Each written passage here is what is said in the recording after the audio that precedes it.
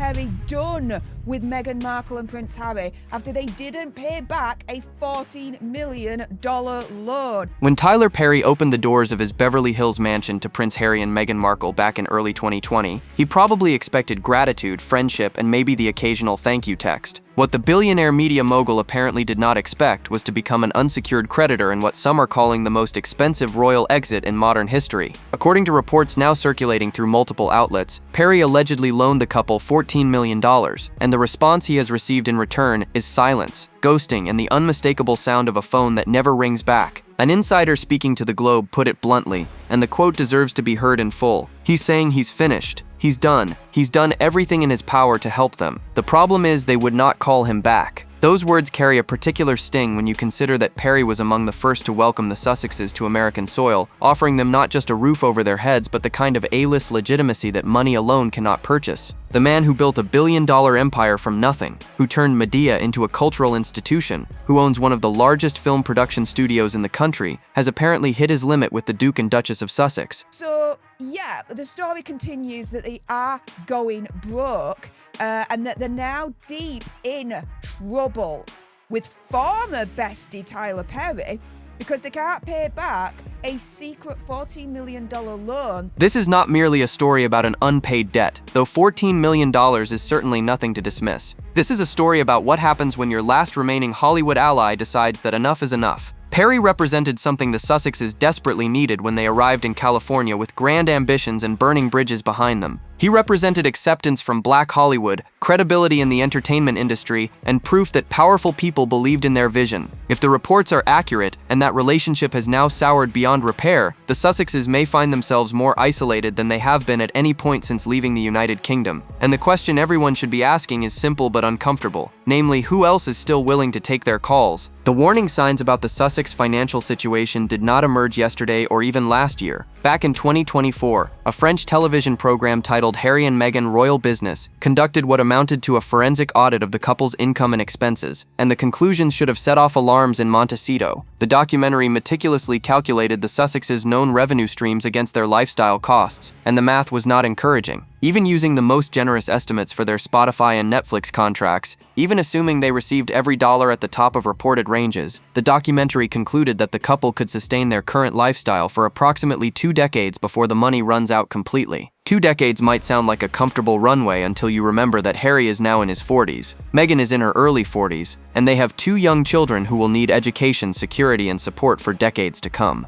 The cushion that seemed so generous in 2020 has been steadily deflating ever since. A lot of people, including myself, are seeing Azza and Megsy doing this Diana Netflix documentary as monetizing Princess Diana for their own gains. The calculation becomes even more troubling when you consider what has happened since that documentary aired. The Spotify deal that was supposed to cement their podcast empire, gone. Terminated after producing minimal content and generating one of the most memorable quotes in recent entertainment history when a Spotify executive reportedly called them effing grifters. That label, once whispered behind closed doors in Hollywood, has apparently spread through the industry like a virus that cannot be contained. The Netflix arrangement that was supposed to make them major players in streaming content, downgraded clearly from its original terms, reduced in scope and presumably in compensation. And the new multi-million-dollar deals that were supposed to replace these lost revenue streams, the fresh partnerships that would prove the critics wrong, they have not materialized in any meaningful way. The French documentary assumed steady income from existing contracts. What it could not have predicted was how quickly those contracts would evaporate and how difficult it would prove to replace them with anything comparable. Perhaps the most damaging characterization to emerge from Hollywood sources is not about their business acumen or their content quality, but about their fundamental relationship with money. Multiple insiders have described the Sussexes as people who spend like billionaires despite being millionaires, a distinction that might seem trivial to ordinary people, but represents a potentially fatal flaw in the world of celebrity finance. The rumor that refuses to die, repeated by source after source across multiple publications, suggests that Meghan entered the marriage believing she was joining one of the wealthiest families on the planet, with access to basically unlimited resources. The reality, according to these accounts, delivered a shock that still reverberates through their financial decisions today. Harry, it turns out, was what some have unkindly but perhaps accurately called the poorer prince, a younger son without direct access to the duchy revenues that fund William's household, without the inheritance structure that benefits the heir apparent, without the deep wells of wealth that Hollywood assumes every royal possesses.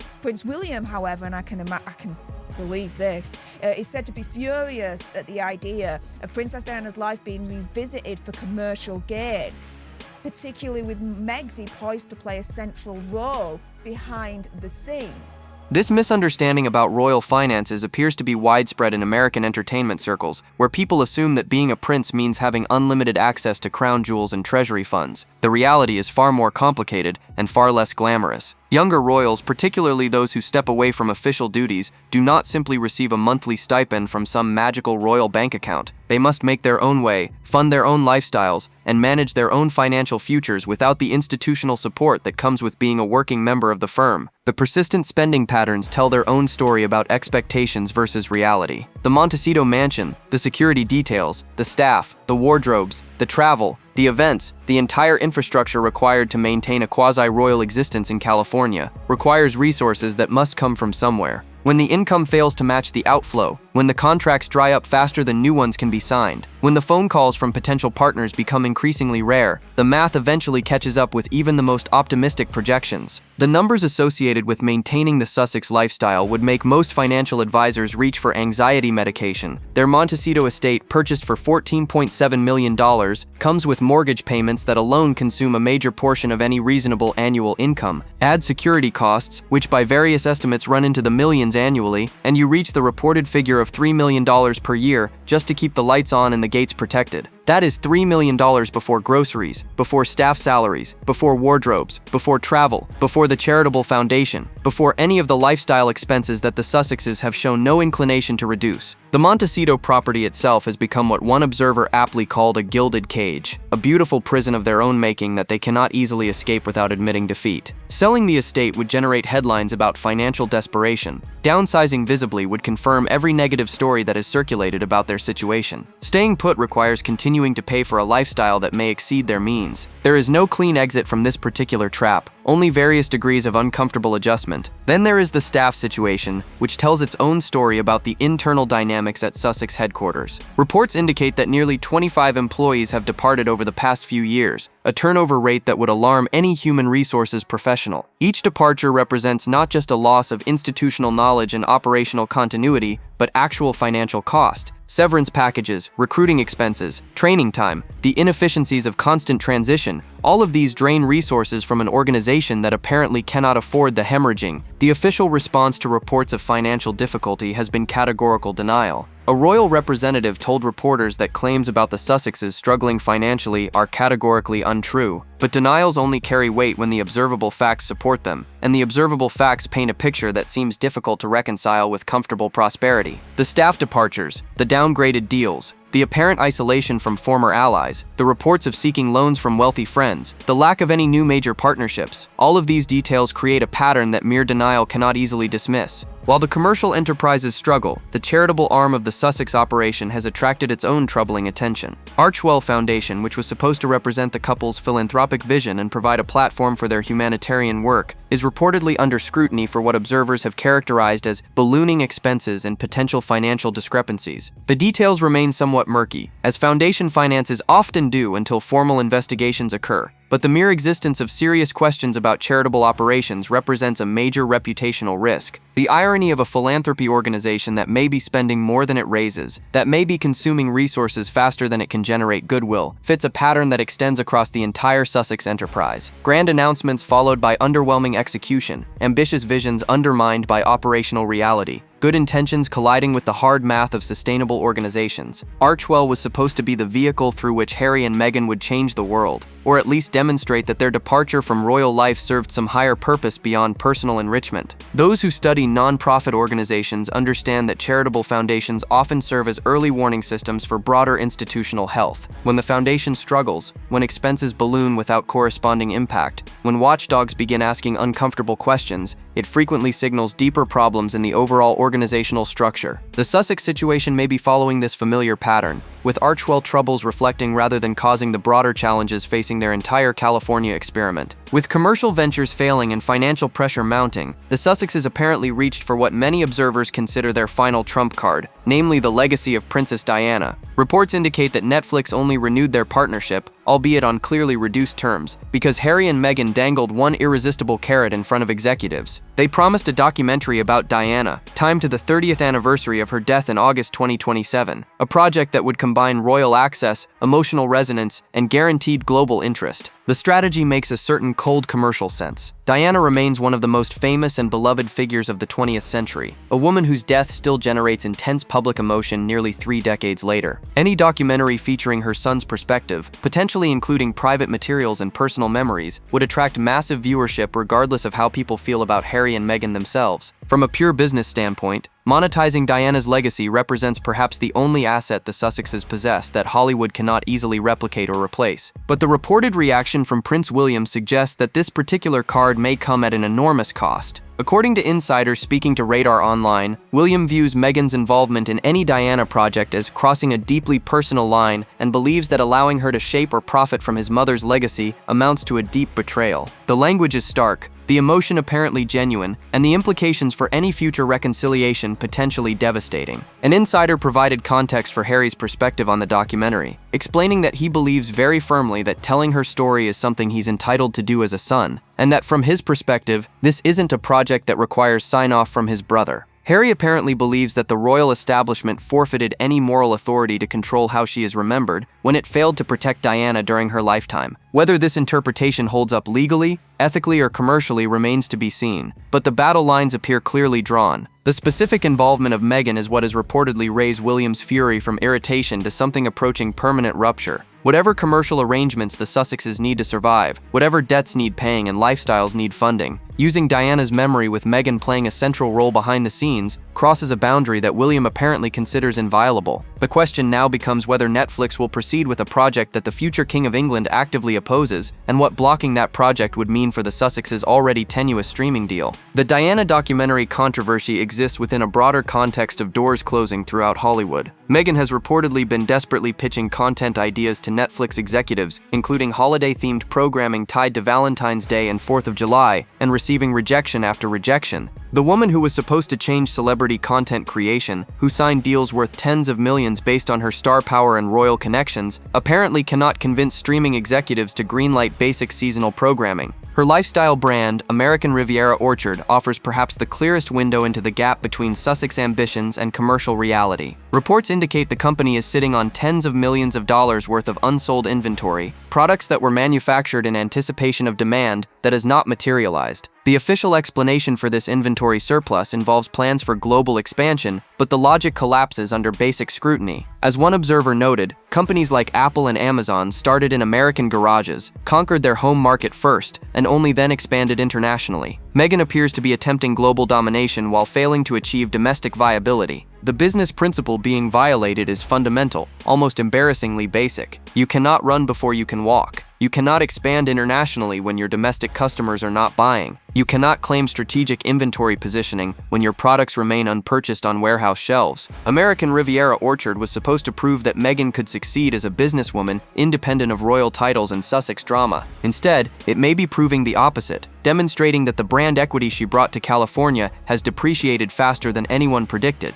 The Netflix rejections carry their own implications about Hollywood's evolving assessment of Sussex value. When streaming executives who once competed for the privilege of Sussex content now decline basic programming pitches, the market has rendered its verdict more clearly than any critic ever could. One of the more uncomfortable analyses of the Sussex situation draws a direct parallel to another royal-adjacent couple who found themselves financially dependent on wealthy benefactors and family loans. The comparison to Prince Andrew and Sarah Ferguson, while unflattering, illuminates patterns that extend beyond any individual circumstance. A recent headline in The Sun about Andrew noted that he borrowed £12 million from Charles and Philip to settle the Virginia Giuffre lawsuit and hasn't paid back a penny. The structural similarities to the Tyler Perry situation are difficult to ignore. Both situations involve royal figures who left the protective umbrella of the institution, whether voluntarily or under pressure. Both involve lifestyles that exceed sustainable income. Both involve wealthy friends or family members providing large financial support, and both apparently involve repayment expectations that remain unfulfilled indefinitely. The pattern suggests something systemic rather than individual, something about how certain royals operate when cut off from institutional resources but unwilling to accept institutional constraints. The uncomfortable question this parallel raises is whether borrowing without genuine intention to repay constitutes a feature rather than a bug of post-royal finance. If wealthy benefactors keep appearing, if family members keep providing emergency funds, if loans keep being characterized as gifts or perpetually deferred obligations, why would the behavior change? The system, such as it is, continues to function. The lifestyle gets maintained. The creditors get stories about future repayment, and the cycle repeats until someone finally refuses to play along. Tyler Perry, if reports are accurate, may have reached that refusing point. His alleged frustration, his reported statements about being finished, his apparent willingness to let these stories circulate without aggressive denial, all of these suggest that at least one wealthy friend has decided that Sussex obligations are not worth the relationship cost. The question becomes who else might reach similar conclusions, and how long the remaining support network can sustain what appears to be an increasingly unstable financial structure. The financial troubles and professional failures have apparently taken a severe toll on the personal relationships that once surrounded the Sussexes. Reports indicate that Harry's British friends, the childhood mates and longtime companions who once formed his social foundation, simply refuse to visit California because they can't stand Meghan. Whether this characterization is entirely accurate or somewhat exaggerated, the underlying reality appears clear enough. The friendship networks that Harry brought into the marriage have largely evaporated. American A-list friends who once posed for photographs and attended Sussex events have reportedly completely deserted the couple. The characterization used by sources is brutally specific, describing Harry and Meghan as self-obsessed and delusional with tendencies too much to bear. This language suggests not merely drifting apart, but active avoidance. Not just scheduling conflicts, but genuine inability to tolerate the Sussex active. Whatever happened in those relationships, whatever behaviors or expectations drove people away, the result is increasing isolation at exactly the moment when the couple most needs supporters and advocates. The reported state of Harry's emotional life paints a picture of deep regret, or at least major doubt. Sources claim he would return to the United Kingdom in a heartbeat if circumstances permitted, that California hasn't panned out the way he thought, and has been a nightmare. Whether Harry actually feels this way, or whether sources are projecting what they believe he should feel, remains uncertain. But the reports of him approaching King Charles cap in hand begging for financial assistance suggest that the American dream has delivered something considerably less dreamy than advertised. The isolation creates a dangerous feedback loop for people in the Sussex position. Without friends willing to provide honest feedback, without allies capable of delivering difficult truths, without a social network that extends beyond paid staff and business relationships, course correction becomes nearly impossible. Every bad decision goes unchallenged. Every failed strategy gets repeated. Every warning sign gets ignored because no one remains who feels comfortable pointing it out. Every year since Megxit has been worse than the one before, a pattern that one observer noted represents an achievement in itself. Consider the trajectory. 2020 brought the dramatic exit and the Netflix and Spotify deals. 2021 brought the Oprah interview and initial interest in their perspective. 2022 brought the documentary and the memoir and peak public engagement. 2024 brought foundation scrutiny and staff departures. 2025 brought, according to sources, the year from hell, and 2026 has opened with reports of massive debt, isolated friendships, and failing businesses. Several wild cards could accelerate or redirect this trajectory in the coming months. The Jessica Mulroney situation represents perhaps the most dangerous. Meghan's former best friend, the woman who was present during the relationship formation, the wedding planning, and the early royal years, has allegedly been offered $1 million for a tell-all book. Sources claim Jessica has absolutely nothing left to lose and saw everything and remembers all of it. Whether she actually possesses damaging information or whether publishers are betting on speculation remains unclear, but the mere possibility of a Mulroney memoir clearly concerns Sussex observers. William's potential blocking of the Diana documentary introduces another variable that could crater the Sussex business model entirely. If their Netflix deal depends on that project, and if William finds legal or institutional mechanisms to prevent its production, the streaming relationship might collapse completely. Without Netflix, without Spotify, without major brand partnerships, the question of how the Sussexes fund their lifestyle becomes considerably more urgent. The prediction that emerges from analyzing these patterns is necessarily stark. By the end of 2026, we will likely witness one of three scenarios playing out in Montecito. The first possibility involves a dramatic reconciliation attempt with the palace, a public acknowledgement that the California experiment has failed and that some accommodation with the royal family is necessary for survival. This would require humility that neither Harry nor Meghan has demonstrated, but financial pressure has a way of adjusting attitudes. The second possibility involves a very public financial restructuring, perhaps a downsizing of the estate, a reduction of staff, a visible scaling back of lifestyle expectations. This would confirm every negative story that is circulated, but might represent the most sustainable path forward. The mansion becomes a burden that must be shed. The security costs must come from somewhere more sustainable. The foundation must demonstrate actual charitable impact rather than administrative consumption. The third possibility, which many observers privately discuss but few publicly predict, involves the beginning of a separation. If the financial pressure becomes unbearable, if the isolation proves too painful for Harry, if the professional failures continue accumulating without any countervailing success, the marriage itself might not survive the strain. Relationships have collapsed under considerably less pressure than the Sussexes currently face. What seems certain is that the current trajectory cannot continue indefinitely. Eventually, someone has to pay Tyler Perry back or acknowledge that they never will. Eventually, the warehouse full of unsold products must be addressed. Eventually, the foundation finances must be examined. Eventually, Hollywood either returns their calls or confirms that the calls will never be answered. The only question is which reckoning arrives first and how the couple responds when it does. The comment section is yours. Tell me where you stand and subscribe for the next update.